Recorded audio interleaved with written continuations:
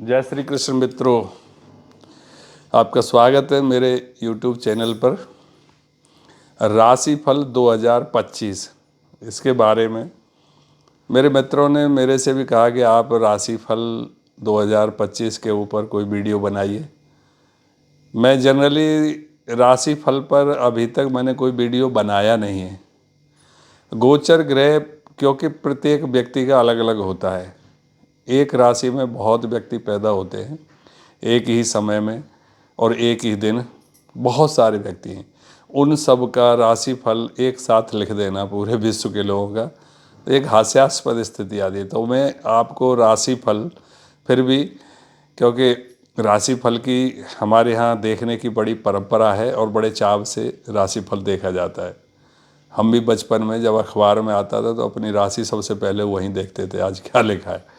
ये एक परंपरा सी रही है और एक ऐसा उत्साह सा होता है सुबह सुबह जब अखबार आता है तो हमारी राशि के उस आगे, जबकि उसका सत्य क्या है वो मुझे बाद में पता चला जब मैं ज्योतिषी होकर के जब अखबार में लिखने के लिए जब मेरे पास ऑफ़र आए राशि लिखने के लिए, तो उसमें कुछ नहीं होता। वो सिर्फ इधर उधर के राशिफल को एक के दिन इधर करके लिख देते हैं और हो जाता है। क्योंकि राशिफल इतना बड़ा व्यापक ज्योतिष का विषय नहीं है, क्योंकि एक राशि पर पैदा होने वाले व्यक्तियों के जो राशि फल पे जो प्रभाव आता है वो कई ग्रहों का होता है, सामूहिक ग्रहों का होता है, दशा महादशा का होता है, वर्ष फल का होता है। ये बहुत सारे जो फैक्टर हैं उसके ऊपर डिपेंड करते हैं, तब जा कर के उस व्यक्ति के बारे में फिर भी एक आइडिया सा लगाने के लिए एक राशिफल जरूर देखा जाता है। अब 2025 में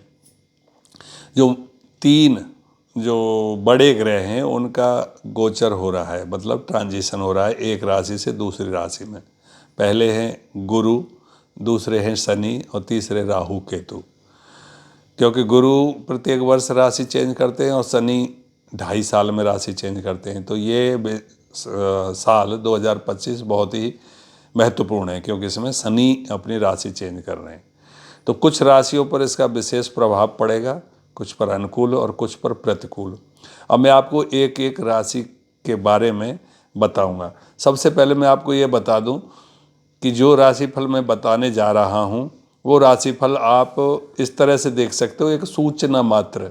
आप उस राशिफल को फर्म लेकर के चलेंगे तो वो बात सत्यता से दूर होगी। क्यों कि प्रत्येक की जन्म कुंडली अलग होती है, प्रत्येक का लग्न अलग होता है, चंद्र राशि अलग होती है, सूर्य राशि अलग होती है। इन सभी राशियों के मिश्रण से जो राशिफल बनता है वो बहुत ही सत्यता के निकट होता है। और फिर हर महीने अन्य ग्रह जैसे बुध है, शुक्र है, मंगल है, ये एक एक दो दो महीने में सभी राशियां बदलते रहते, तो उनका प्रभाव भी हमारे इस पर राशि पर पड़ता है। इसलिए सटीक राशिफल लिखना इतना बड़ा मेहनत का काम है कि उसको एक एक व्यक्ति का कुंडली के हिसाब से फिर उस व्यक्ति के लिए राशिफल, जो वर्ष फल जिस तरह से कहते हैं, जब हमारा नया वर्ष आता है हिंदू का संवत्सर, उस समय प्रत्येक व्यक्ति अपना वर्षफल लिखवाना चाहता है। ज़्यादातर अपने जन्म दिवस के समय पर वर्षफल लोग लिखवाते हैं, तो उसमें बहुत ही सटीकता से उस वर्ष के फल का विवरण होता है। लेकिन ये जो राशिफल है ये आंग्ल वर्ष के लिए जो करते हैं नई साल के लिए, तो वो वैसे भी अधूरा है क्योंकि हमारी वर्ष तो 2000 मार्च और अप्रैल में शुरू होती है जब हमारा पंचांग आता है। मार्च से मार्च तक फाइनेंशियल ईयर में होता है। तो इस बीच में जैसे अभी जनवरी 1 जनवरी को कोई ग्रह का कोई भी ट्रांजिशन नहीं है, तो कोई कुछ नया नहीं होने वाला है। लेकिन उत्साह ऐसा है कि 1 जनवरी आ गई तो 2025 में हमारा क्या होने वाला है। तो 2025 के मार्च तक तो कुछ नहीं होने वाला, क्योंकि मार्च तक कोई बड़ा ग्रह कुछ नहीं कर रहा। इसलिए कैसे और कब से क्या क्या होगा वो सब मैं आपको विस्तार से इस वीडियो में बताऊंगा। और क्योंकि मैं पहली बार राशिफल का आपको दिखा रहा हूं, तो आप सब लोगों से प्रार्थना है कि सभी लोग मेरे वीडियो को सब्सक्राइब कर लें, बेल आइकन को भी बना लें, और चैनल जो है और जो वीडियो बनाऊंगा तो वो आपके सामने ला सकूं। तो अभी आइए हम देखते हैं। ये है जनवरी 2025 के 1 जनवरी को ये गोचर कुंडली।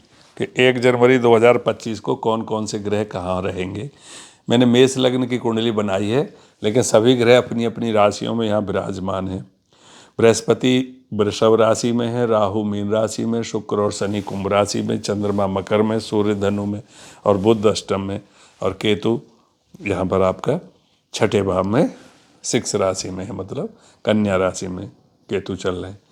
अब यहाँ पे हम शुरू करते हैं मेष राशि से। सबसे पहले तो मेष राशि वालों के लिए बृहस्पति दूसरे भाव में, राहु जो है 12वें भाव में चल रहा है, और शुक्र और शनि जो है आपके 11वें भाव में चल रहे हैं।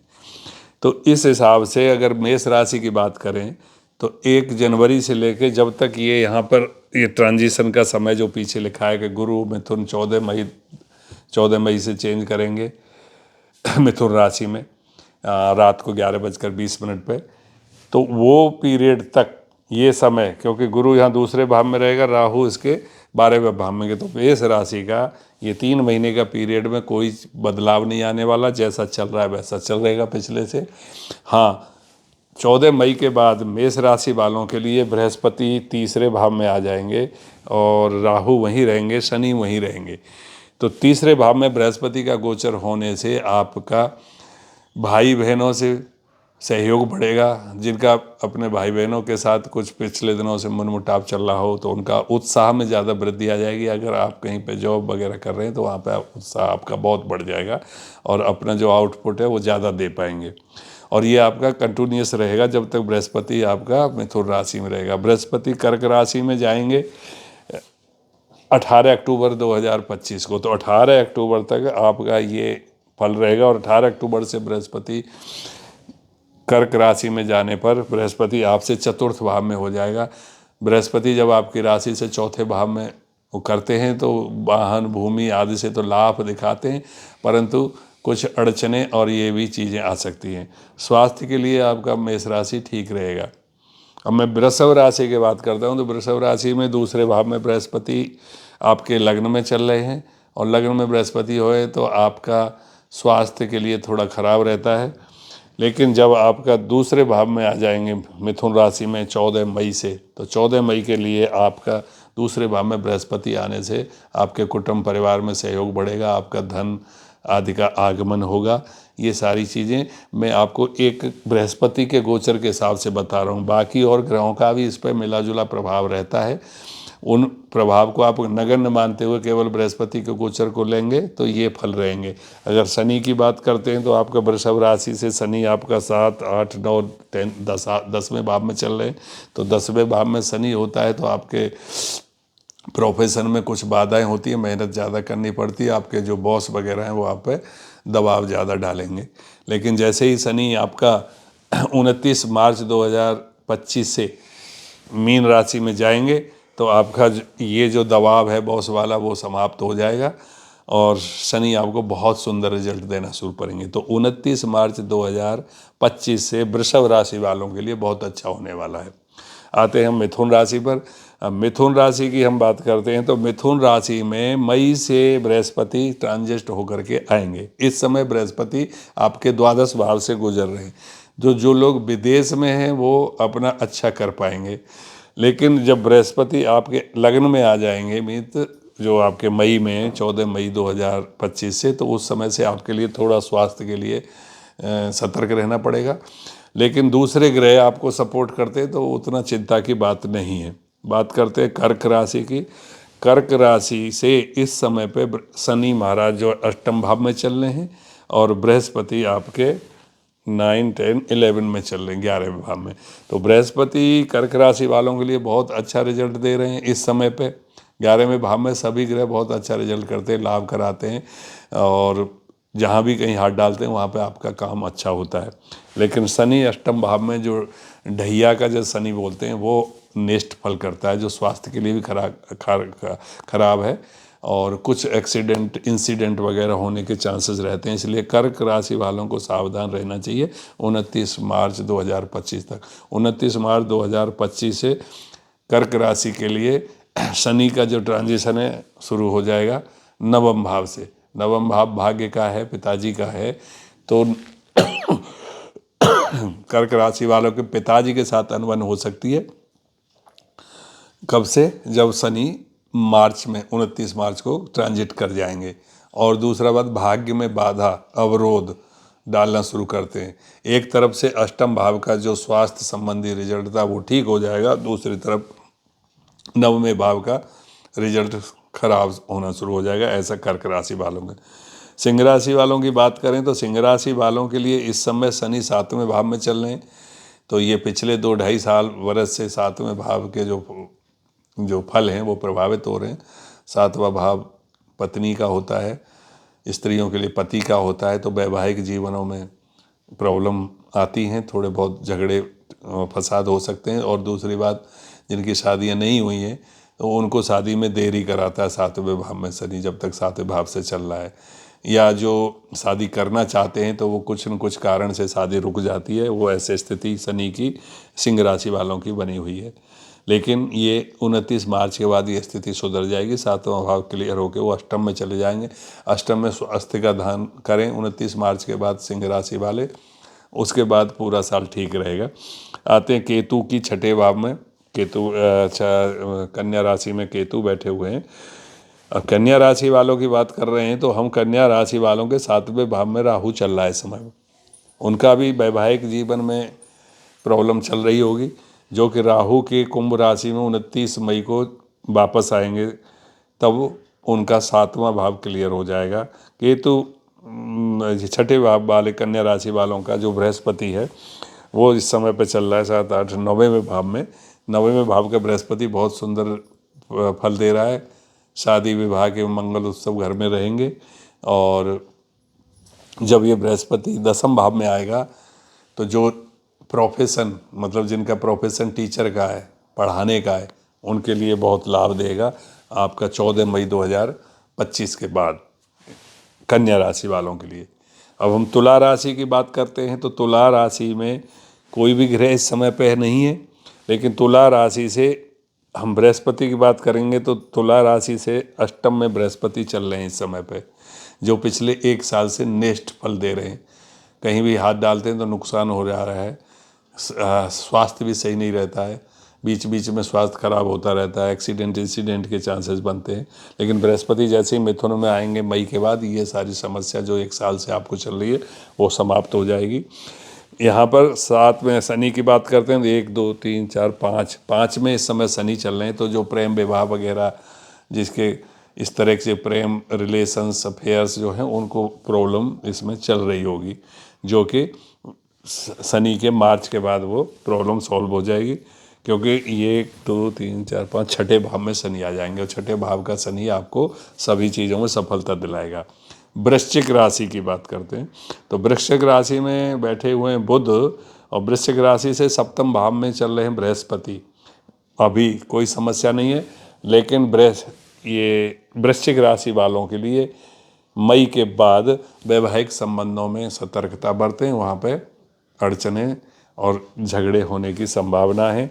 और शनि की बात करते हैं तो 1, 2, 3, 4 चौथे भाव के शनि इस समय पे नेष्ट फल दे रहे हैं, लेकिन मार्च के बाद 5वें भाव में शनि आ जाएंगे तो बाकी सब ठीक हो जाएगी। लेकिन जिनकी संतान है, संतान पक्ष से उनको थोड़ा सहयोग मिलने की संभावना नहीं है। अब बात करूँगा मैं धनु राशि की।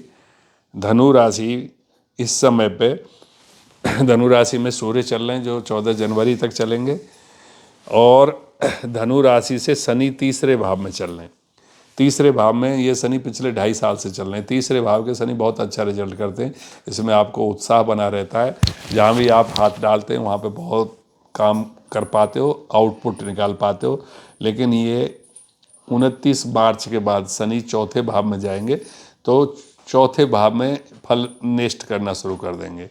उस समय पे अगर आपका कोई वाहन मकीन और वो खरीदने की योजना बन रही है तो उसको थोड़ा सा अभी, जब उससे पहले 29 मार्च से अगर पहले उसको खरीद लेंगे तो ठीक रहेगा। उसके बाद थोड़ा सा नेष्ट फल है।